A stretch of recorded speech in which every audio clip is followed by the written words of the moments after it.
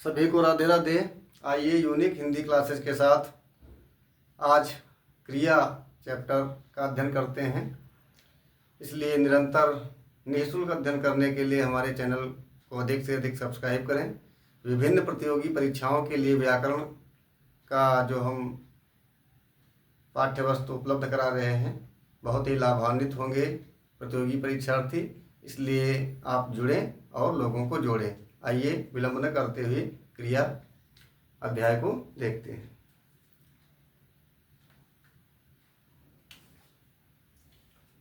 क्रिया जिस शब्द से किसी कार्य का करना या होना पाया जाता है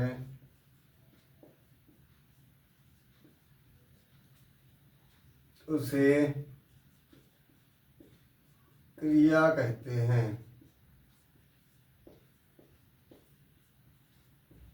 ठीक है, जैसे मोहन दौड़ता है, सीता बाजार जाती है।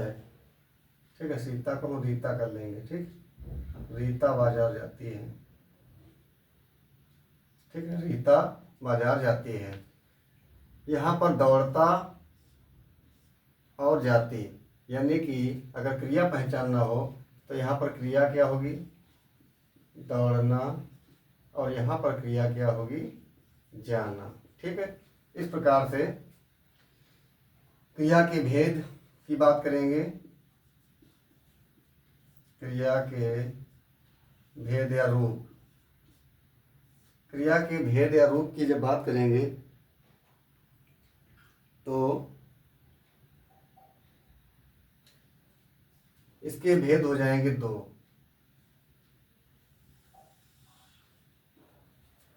क्रिया के दो भेद हो जाएंगे।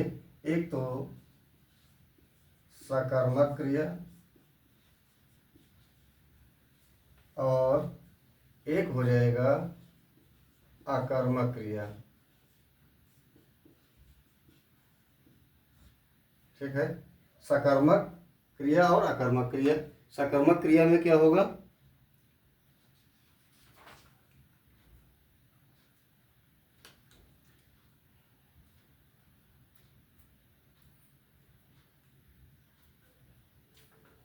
सकर्मक क्रिया में जो है सकर्मक है ना, जिस क्रिया का फल कर्म पर पड़ता है उसे सकर्मक क्रिया कहते हैं। ठीक है, जिस क्रिया का फल कर्म पर पड़ता है उसे सकर्मक क्रिया कहते हैं। जैसे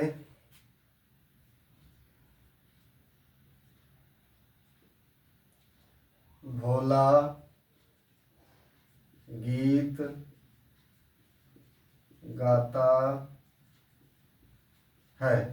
ठीक है, भोला गीत गाता है। रचना आम खाती है। ठीक है, तो कर्म को पहचानने का तरीका क्या लगाएंगे इसमें? भोला क्या गाता है? गीत गाता है, अर्थात गीत क्या हो गया? कर्म हो गया। रचना क्या खाती है? आम, है ना। इस प्रकार से आम क्या हो गया? कर्म हो गया। अकर्मक क्रिया की जब बात करेंगे, सकर्मक क्रिया में क्या होगा? सकर्मक क्रिया को हम दो भागों में बांट लेंगे। एक तो हो जाएगा, चलो इसको अभी आगे देखेंगे। सकर्मक को हम दो भागों में बांटेंगे। एक तो हो जाएगा द्विकर्मक और एक हो जाएगी संयुक्त। संयुक्त क्रिया द्विकर्मक क्रिया, अभी आगे बताएंगे आपको, ये संयुक्त क्रिया हो जाएगी। ठीक है, फिर हम बात करते हैं आकर्मक क्रिया की। ठीक है,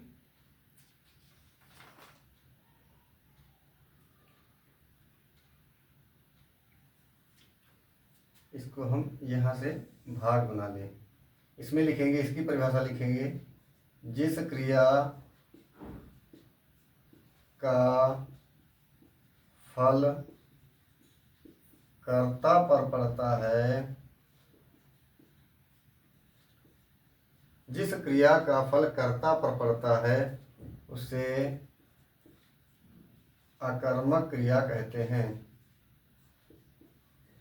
आकर्मक क्रिया कहते हैं। जाहिर सी बात है, इसमें कर्म नहीं, आ माने नहीं, कर्म, कर्म जिसमें ना हो, जैसे मोहन, जैसे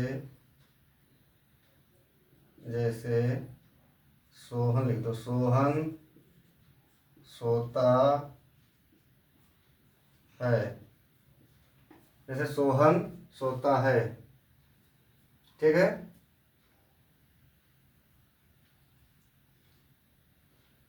उपेंद्र खाता है,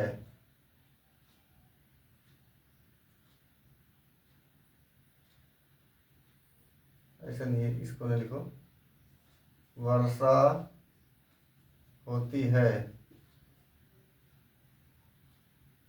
नहीं, वर्षा होती है नहीं लिखो आप। जैसे सोहन सोता है, बच्चा रोता है। ठीक है, तो इसमें हम कर्म नहीं है, कर्ता का पता लगाने के लिए हम कौन लगाएंगे। कौन सोता है, सोहन सोता है। ठीक है, कौन रोता है, बच्चा रोता है। इस प्रकार से इसमें कर्म नहीं है और इसमें कर्म है। अब आगे हम देखते हैं कि द्विकर्मक क्रिया क्या होती है और संयुक्त क्रिया क्या होती है। आप लोग स्क्रीनशॉट लेना चाहें ले लें।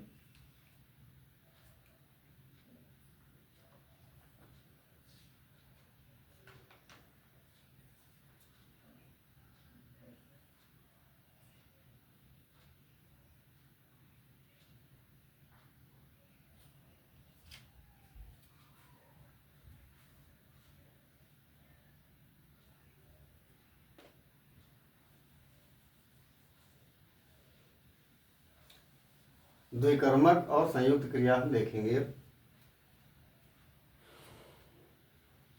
द्विकर्मक क्रिया क्या है?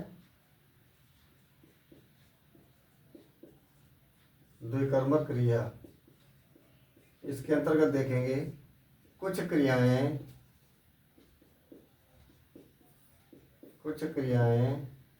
एक कर्म वाली तथा कुछ क्रियाएं दो कर्मों वाली होती हैं। दो कर्म वाली होती हैं।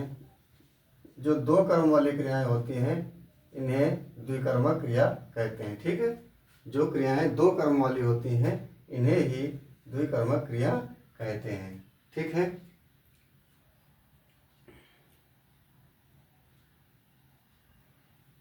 जैसे उदाहरण की बात कर लें,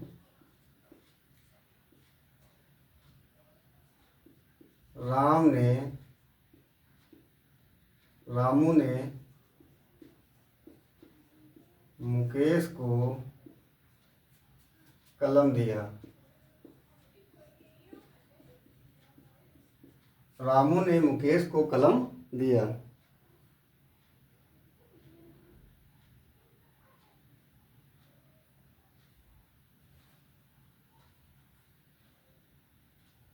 ठीक है,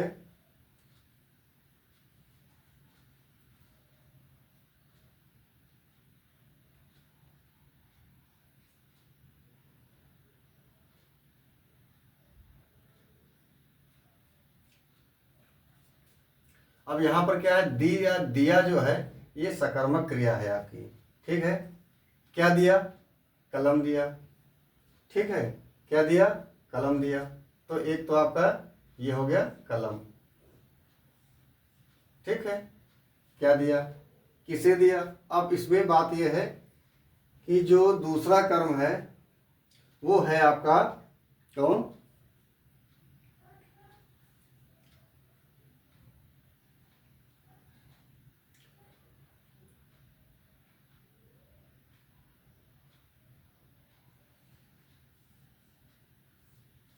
ठीक है, मुकेश। मुकेश और कलम दो कर्म है आपके। ठीक है, मुकेश और कलम दो कर्म है। अब रामू ने क्या दिया? कलम दिया। इसको दिया? मुकेश को दिया। ठीक, इस प्रकार से दो कर्म आपके हो गए।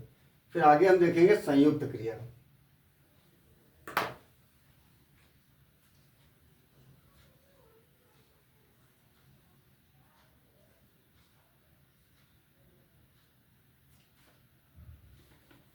संयुक्त क्रिया की बात करेंगे। संयुक्त माने होता है जुड़ा हुआ, योग। दूसरी है संयुक्त क्रिया। संयुक्त क्रिया की बात कर लेते हैं। ठीक है,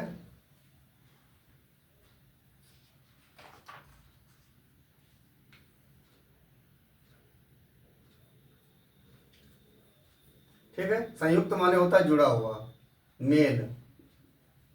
तो हम परिभाषा लिखेंगे, वह क्रिया जो दो या दो से अधिक धातुओं से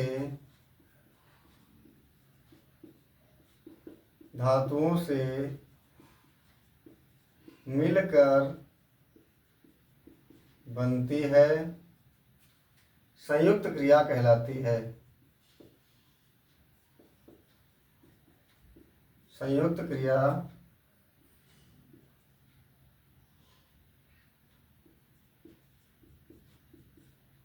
कहलाती है। ठीक है, वह क्रिया जो दो या दो से अधिक धातुओं से मिलकर बनती है, संयुक्त क्रिया कहलाती है। ठीक है,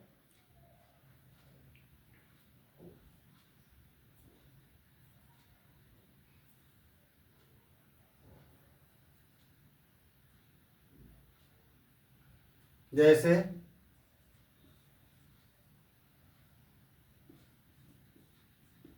शीला घर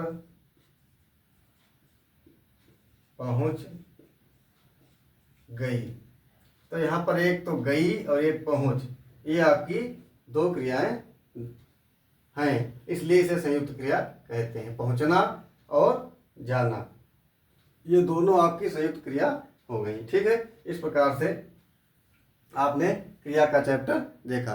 अब हम अगले चैप्टर में आपको धातु के बारे में बताएंगे और आदिकाल, उधर साहित्य का और इधर व्याकरण का, दोनों ही आपके अध्याय चलते रहेंगे। इसलिए निरंतर पढ़ते रहिए, निरंतर अधिक से अधिक कक्षाओं को शेयर करिए और अधिक से अधिक लोगों को हमारे यूट्यूब चैनल पर आमंत्रित करिए, ताकि जो प्रतियोगी छात्र हैं, जो किसी भी राज्य स्तर की परीक्षा देना चाहते हैं, अगर उनको व्याकरण से कुछ लाभ होता है तो हमारे चैनल से कुछ लाभ वो प्राप्त कर सकते हैं, और वो भी बिल्कुल निःशुल्क। इसलिए आप आइए और जुड़िए यूनिक हिंदी क्लासेस के साथ। चैनल को सब्सक्राइब अवश्य करें। जय हिंद, जय भारत।